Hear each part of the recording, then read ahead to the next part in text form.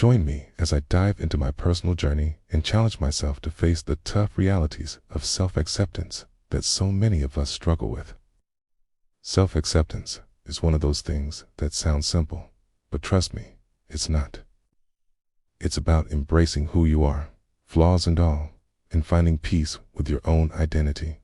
In today's world, where we're constantly bombarded with images of perfection, it's easy to get caught up in feeling like we don't measure up. But self-acceptance is crucial for our mental health and well-being.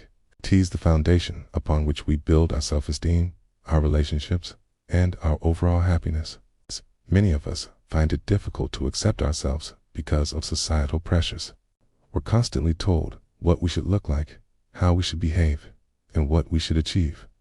It's like we're trying to fit into someone else's mold instead of being our authentic selves. Internalized negativity